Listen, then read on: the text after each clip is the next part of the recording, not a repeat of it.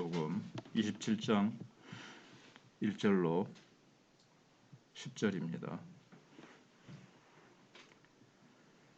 새벽에 모든 대제사장과 백성의 장로들이 예수를 죽이려고 함께 의논하고 결박하여 끌고 가서 총독 빌라도에게 넘겨주니라.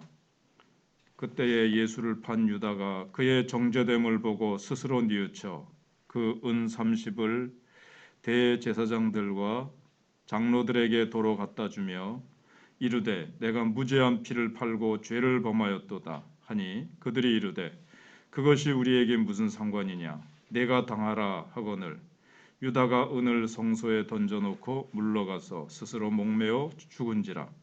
대제사장들이 그 은을 거두며 이르되 이것은 피값이라 성전고에 넣어둠이 옳지 않다 하고 의논한 후 이것으로 토기장의 밭을 사서 나그네의 묘지를 삼았으니 그러므로 오늘날까지 그 밭을 피밭이라 일컫느니라. 이에 선지자 예레미야를 통하여 하신 말씀이 이루어졌나니 일러스되 그들이 그 가격 매겨진 자 곧 이스라엘 자손 중에서 가격 매긴 자의 가격 곧 은 30을 가지고 토기장의 밭값으로 주었으니 이는 주께서 내게 명하신 바와 같으니라 하였더라. 아멘. 사람은 누구나 실수할 수 있습니다.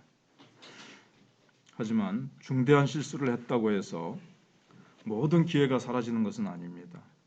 또 실수에 대한 죄책감에 시달릴 수 있습니다. 그렇기 때문에 성경은 중대한 실수를 한 사람들과 그 실수를 한 사람들이 이후에 어떤 선택을 했느냐, 그 선택이 또 어떤 결과를 낳았는지를 소개하고 있습니다. 다윗, 삼손, 또 모세 여러 사람들이 자기의 일생 가운데 실수를 하기도 하고 그렇지만 그 이후에 어떻게 돌이켜서 어떤 삶을 살았는지 그런 것들을 소개하고 있죠. 일단 종교 지도자들은 신성 모독죄를 찾아냈으면서도 새벽까지 대제사장들과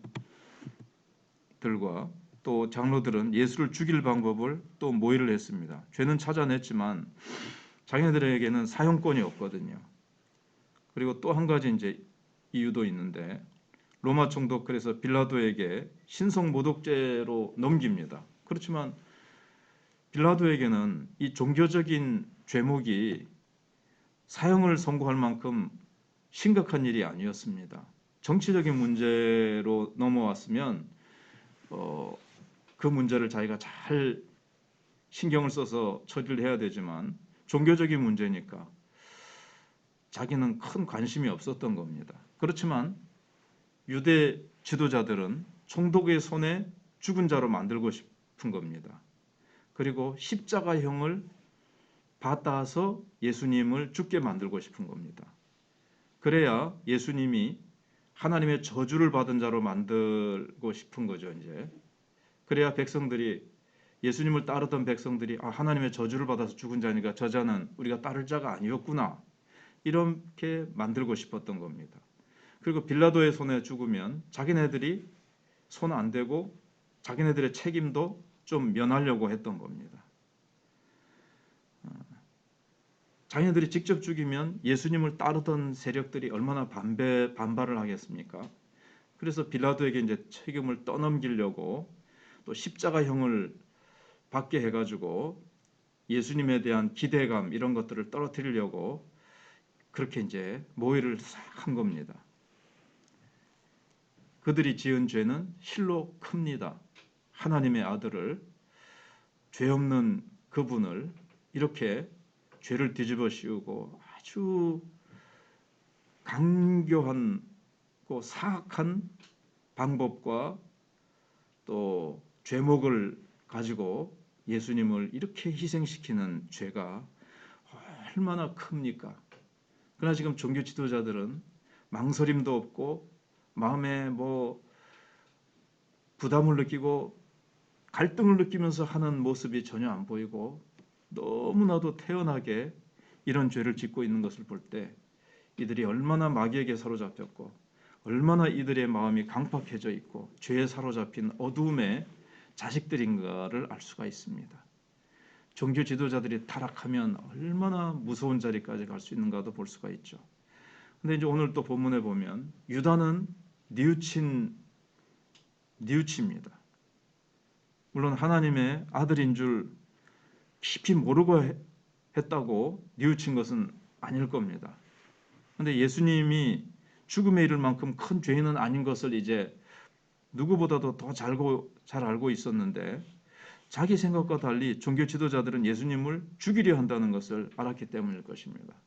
그러니까는 많은 사람들이 예수님을 향해서 사람들이 막 이러쿵저러쿵 하니까 한번 재판을 받아서 예수님이 무죄하다는 것을 한번 이제 밝히자, 무죄하게 풀려날 것이다. 뭐 이런 식으로 이제 생각을 했던 거죠.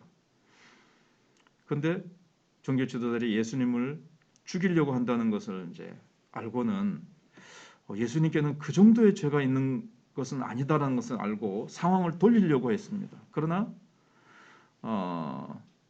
또 상황을 돌이킬 수 없더라도 예수님의 그 잘못을 뭔가 경감시키려고 한 거죠. 사람들이 막 말하는 것만큼 예수님은 그렇게 죄가 없고 그런 것들을 이제 밝혀내려고 했는데 안 되는 거예요. 이 일은 자기가 생각한 것과 완전히 다르게 막 이렇게 골짜기로 치닫듯이 그렇게 되니까 받은 돈을 돌려줍니다. 도저히 상황을 역전시킬 기미를 보이지 못하니까 스스로 목숨을 끊어서 책임을 지려고 합니다. 자기는 죄값을 치르는 유일한 방법이 이제 자살이라고 생각을 한 거죠. 극단적인 선택을라고 생각을 한 거죠. 그래서 예수님이 하신 말씀대로 차라리 태어나지 않았으면 더 나았을 것이라는 주님의 말씀처럼 그의 종말은 비참했습니다. 목매어 죽었는데 이게 밑으로 곤두박질 쳐서 창자가 흘러나오는 참 이런 비참한 종말을 맞이합니다. 사실은 어떠한 죄를 지었어도 모든 사람은 예수님의 피를 힘입어 하나님께 나아갈 수 있는 담대함을 얻을 수 있습니다. 그러나 유다는 스스로 목숨을 끊음으로써 새로운 출발, 새로운 창조, 부활의 기회를 놓치고 말았습니다.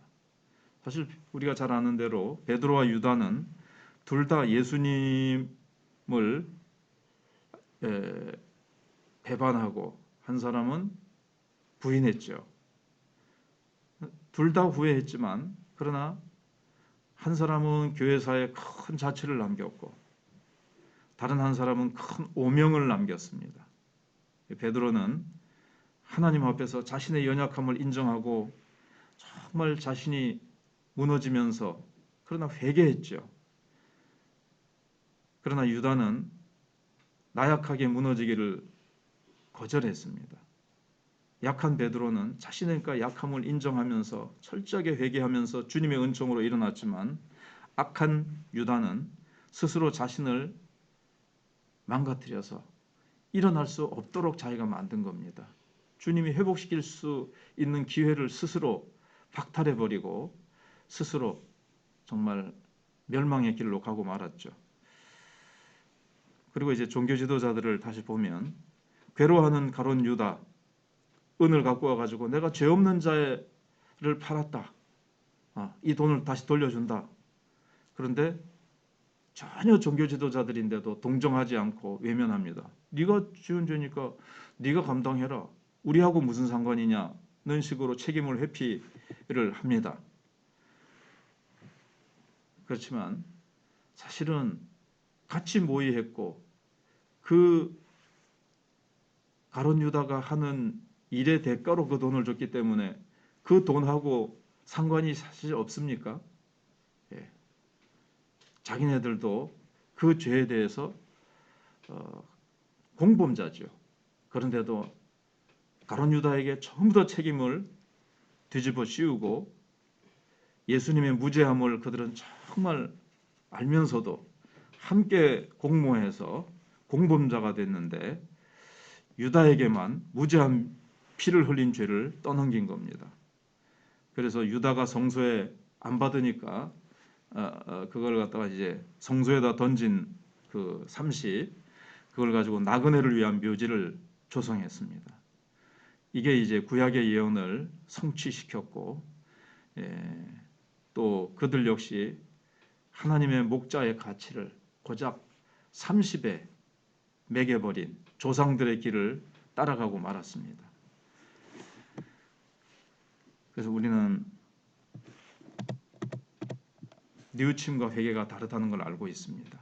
뉘우침이라는 것은 죄책감에 따른 양심의 가책을 느끼는 데서 그냥 그치는 겁니다. 그러나 회개는 잘못으로부터 돌이키고 새로운 출발, 새로운 창조에 참여하는 행위죠. 그래서 십자가의 보혈이 우리를 살게 합니다.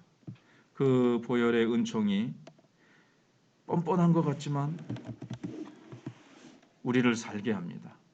그 보혈 앞에 우리가 어떤 죄를 지었다 할지라도, 어떠한 실수와 연약함 때문에 넘어졌다 할지라도 그 보혈을 의지하고 다시 주님께 돌아갈 길을 주님이 열어놓으셨습니다. 우리의 모든 죄를 사해 주시고 주님 앞에 나와 죄사함 받고 주님으로부터 다시 베드로는 사도의 사명을, 수제자의 사명을, 위치를 다시 회복시켜 주시지 않습니까? 보혈의 능력이 얼마나 큽니까? 베드로의 실수와 그 부인과 예수님을 부인한 것과 정말 그 모든 부족하고 부끄러웠던 것들을 다 주님은 씻어주시고 초대교회 때 너무나도 능력 있게 쓰임받는 하나님의 일꾼이 되었습니다. 우리도 아무리 연약하고 부족하고 우리의 삶이 지금까지 어떠했다 할지라도 보혈의 능력 의지하고 주님 앞에 나갈 때 주님은 얼마든지 우리를 들어서 하나님의 영광을 위해서 아름답고 복되고 넘치는 열매를 맺을 수 있도록 이끌어 주시는 주님이십니다.